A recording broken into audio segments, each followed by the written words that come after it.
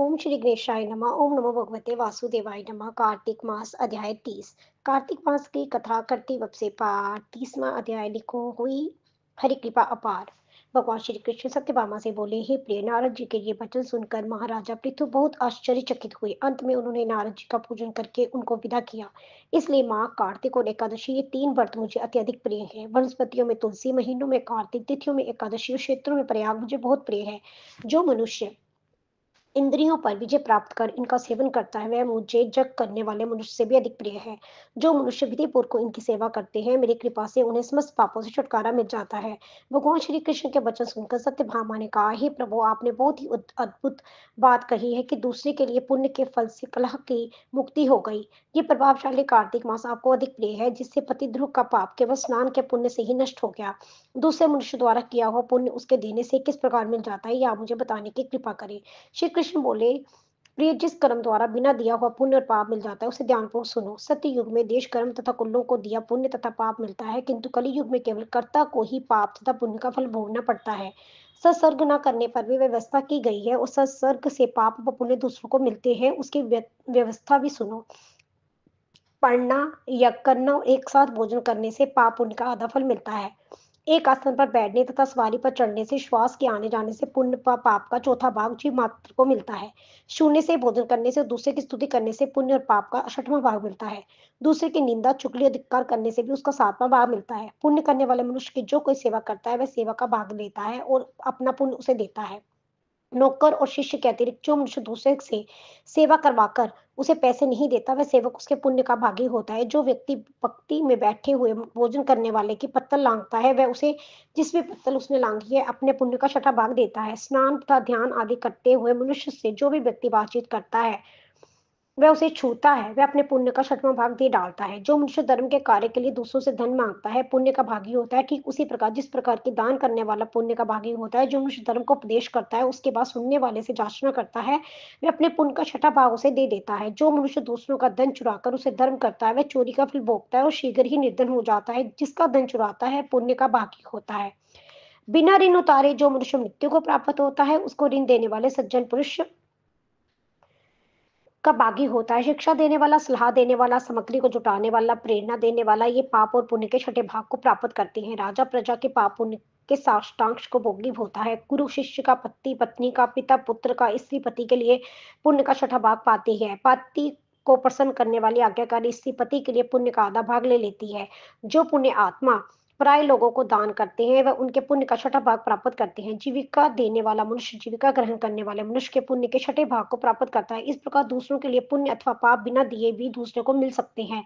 किंतु ये नियम जो कि मैंने बताए, ये कलि युग में लागू नहीं होते। कलि युग में तो एकमात्र कर्ता को ही अपने पाप और पुण्य को भोगने पड़ते हैं। इस संबंध में एक पुराना इतिहास है, जो कि पवित्र है और बुद्धि प्रदान करने वाला है। कहा जाता है, उसे ध्यानपूर्वक सुनो। अध्याय 30 संपूर्ण हुआ।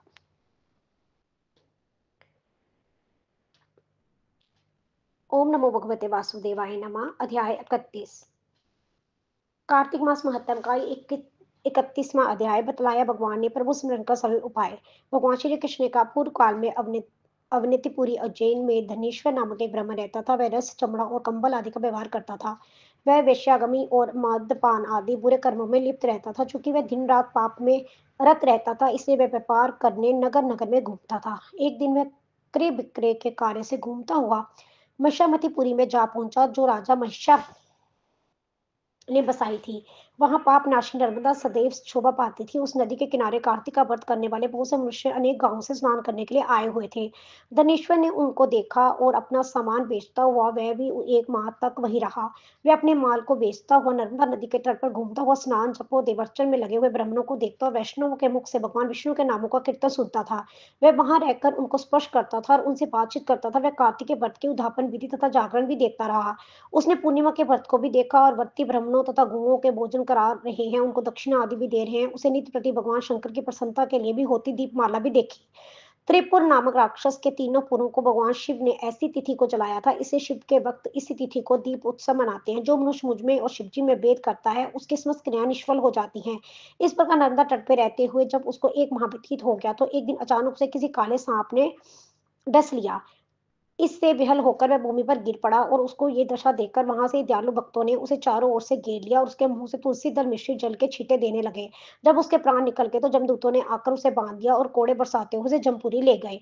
उसे देखकर चित्रगुप्त ने जमराज से कहा कि इसने बाल्यावस्था से लेकर आज तक केवल बुरे ही कार्य किए हैं, इसे जीवन में तो पुण्य का लेश मात्र भी दृष्टिगोचर नहीं होता। यदि मैं पूरे 1 वर्ष तक भी आपको सुनाता रहूं तो भी इसके पापों की सूची समाप्त नहीं होगी। ये महापापी है, इसलिए इसको एक कल्प तक घोर नरक में डालना चाहिए। चित्रगुप्त की बात सुनकर जमराज ने कुपित होकर कालनेमी के समान अपना भयंकर रूप दिखाते हुए अपने अनुचरों को आज्ञा देते हुए कहा कि प्रेत सेनापतियों, इस दुष्ट को मुकद्दरों से मारते हुए कुंभंदी पाकर नरक में डाल दो। सेनापति से मुकद्दरों ने उसका सिर छोड़ते हुए कुंभंदी पाकर नरक में जाकर खोलते हुए तेल के कढ़ाई में डाल दिया। प्रेत सेनापतियों ने उसे जैसे ही तेल की कढ़ाई में डाला वैसे ही वहां का कुंडा शीतल हो गया और ठीक उसी प्रकार जिस प्रकार पूर्व काल में प्रहलाद जी को डालने पर दैत्यों की जलाई हुई आग ठंडी हो गई थी। ये विचित्र घटना देखकर प्रेत सेनापति जमराज के पास गए, उनसे सारा वृत्तांत कहा। सारी वृत्तांत सुनकर जमराज भी आश्चर्यचकित हो गए और इस विषय में पूछताछ करने लगे। उसी समय नारद जी वहां आए और जमराज से कहने लगे कि सूर्य नंदन, ये ब्राह्मण नरकों का उपयोग करने योग्य नहीं है। जो मनुष्य पुण्य कर्म करने वाले लोगों का दर्शन, स्पर्श और उनके साथ वार्तालाप करता है वह उनके पुण्य व छठा अंश प्राप्त कर लेता है। ये गणेश्वर जो 1 मास तक श्री हरि के कार्तिक व्रत का अनुष्ठान करने वाले असंख्य मनुष्यों के संपर्क में रहा है, अतः ये उन सबके पुण्यांश का भागी हुआ है। इसको अनिच्छा से पुण्य प्राप्त होता है, इसलिए ये यज्ञ की जोनि में रहे और पाप भोग के रूप में सब नरक को दर्शन मात्र का करके ही जम जातना से मुक्त हो जाता है। भगवान श्री कृष्ण ने कहा है, सत्यभामा, नारद जी के इस प्रकार कहकर चल जाने के पश्चात गणेश्वर को पुण्यात्मा समझते हुए जमराज ने दूतों को उसे नरक दिखाने की आज्ञा दी। अध्याय 31 संपूर्ण हुआ। ओम नमो भगवते वासुदेवाय नमः।